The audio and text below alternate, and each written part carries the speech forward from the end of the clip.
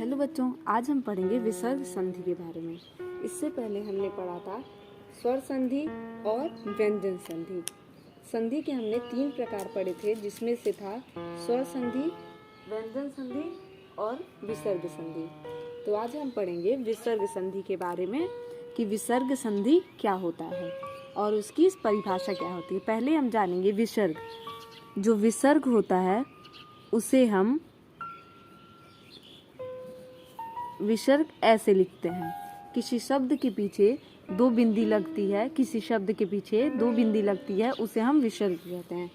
जैसे एक शब्द है हमारा प्रातः, तो ये जो हमारा बिंदी है दोनों, ये हुआ हमारा विसर्ग। तो वही पढ़ेंगे हम आज विसर्ग संधि के बारे में, इसी विसर्ग संधि के बारे में।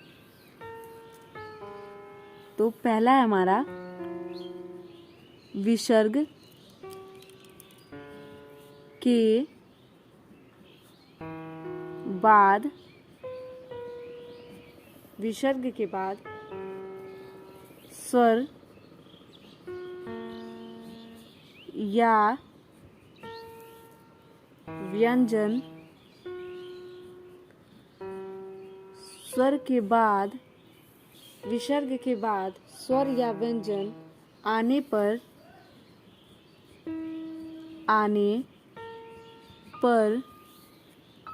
विसर्ग में जो विकार होता है, विसर्ग में जो विकार होता है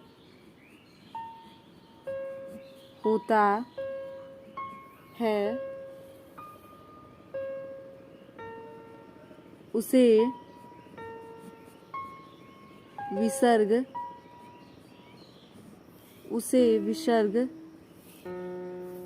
संधि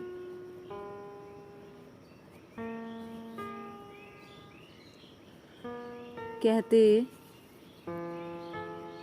हैं। विसर्ग जैसे हम कुछ शब्दों में पढ़ते हैं, जैसे प्रातः, फिर दूसरा शब्द है दुख,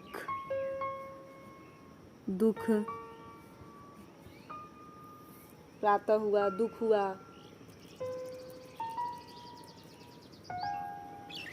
तो जो इसके ये बिंदी लगी होती है उसे ही हम विसर्ग कहते हैं। तो उसी के बारे में हम आज पढ़ रहे हैं, विसर्ग संधि के बारे में। तो जो विसर्ग के बाद स्वर या फिर व्यंजन आने पर विसर्ग में जो विकार होता है उसे हम विसर्ग संधि कहते हैं। तो विसर्ग के बाद यदि स्वर जैसे कि अ आ इ ई उ ऊ री ए ऐ ओ औ अंग अह, या फिर व्यंजन जैसे कि क ख ग घ घ, ये सब आने पर विसर्ग में जो हमारा बदलाव या फिर विकार होता है उसे हम विसर्ग संधि कहते हैं। विसर्ग के बाद यदि कोई स्वर या फिर कोई व्यंजन आ जाए तो जो हमारा विसर्ग में परिवर्तन होगा वही हमारा विसर्ग संधि कहलाता है।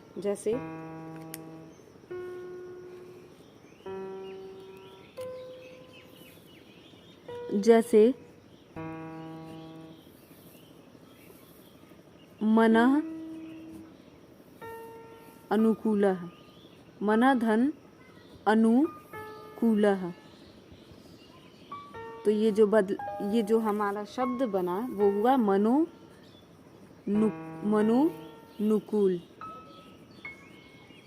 मनोनुकूल।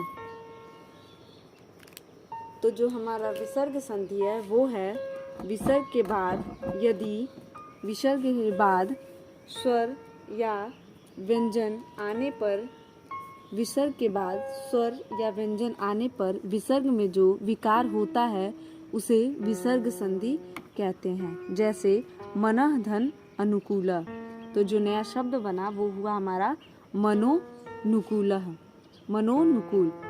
तो ये हो गया हमारा विसर्ग संधि। धन्यवाद।